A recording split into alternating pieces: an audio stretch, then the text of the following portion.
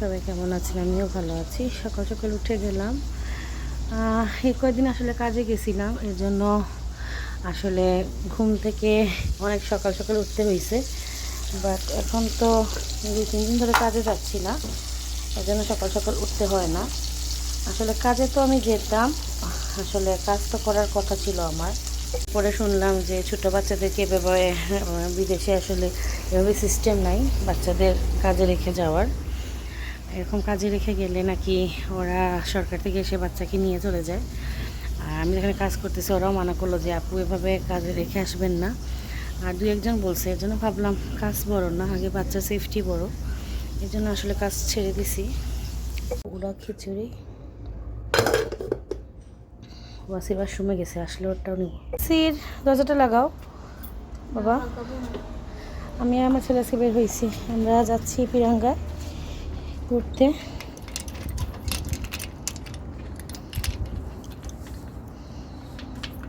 একজন অপেক্ষা করতেছে।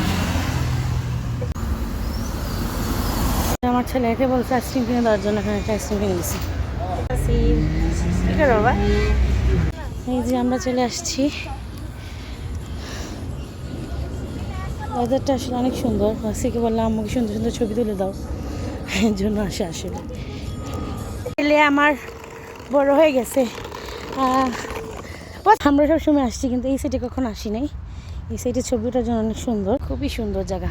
আছে আমার অনেক সুন্দর, সবসময় আগুন ধরে। জায়গাটা দেখতে অনেক সুন্দর। এখানে আসি আর কি, প্রায় মাঝে মাঝে সময় আসলে ভালোই লাগে। এত গরম লাগতেছে আর রাশির চিপ নিতে গেছে। আমরা মা ছেলে বসে এখন আমাদের ঘোরা শেষ, আমরা চলে যেতেছি বাসায়। সব কাজ পড়ে রয়েছে, রান্না বান্না হয় নাই আজকে, বিয়ে গুছাবো সব কিছু। চলো যে এখন সামনে গিয়ে আমরা বাস নিব। ওখানে উপরে উঠবা কেন? এটা অনেক সুন্দর করছে।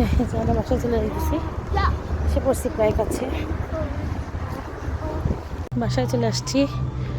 অনেক টায়ার্ড। অবশেষে আমরা বাসায় চলে আসছি, অনেক টায়ার্ড। সারাদিন অনেক কিছু করলাম, রাত হয়ে গেছে, একটু পরে ঘুমিয়ে পড়বো। ভালো থাকবেন সবাই, আল্লাহ হাফেজ।